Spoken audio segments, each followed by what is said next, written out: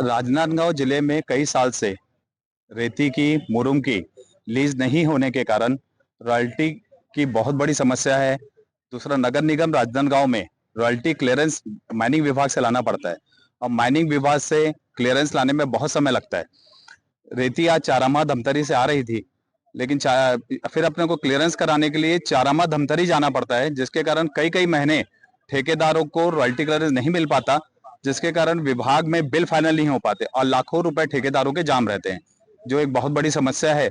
उसके लिए कलेक्टर साहब, आयुक्त साहब से हम निवेदन करने आए थे कि नांदगांव जिले में रेती की खदानें चालू हो, ताकि कम रेट दर पर रेती उपलब्ध हो और ठेकेदारों की दिक्कतें दूर हों। खदानें नहीं चालू होती तो क्या?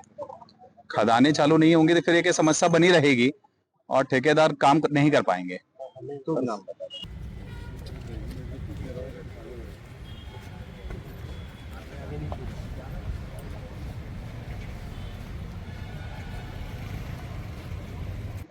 राजनांदगांव जिले में कई वर्षों से रेती के कारण बरसात के समय में सभी सरकारी कामों में आने में बहुत अधिक दिक्कत होती है, जिसके कारण जो हमें समय दिया जाता है कार्य करने का, उस समय में कार्य पूर्ण नहीं हो पाता। तो हम आज निवेदन करने आए थे आयुक्त महोदय से कि वो समय को बढ़ाएं 4 महीना, जब तक कि रेती की उपलब्धता नहीं हो जाती। और दूसरा हमारा सबसे बड़ा मुद्दा है कि जो रेती में और अन्य खनिजों में जो रॉयल्टियां काटी जाती नगर निगम में, वो पिछले कई वर्षों से लोगों के बिल सिर्फ रॉयल्टी क्लियरेंस नहीं लाने के कारण फाइनल नहीं हुए, और रॉयल्टी क्लियरेंस लाने के लिए बहुत सारी जो प्रक्रिया से गुजरना पड़ता है और वो उस कारण रॉयल्टी आ नहीं पाती, और जिसके कारण ठेकेदारों के लाखों रुपए यहाँ जाम है।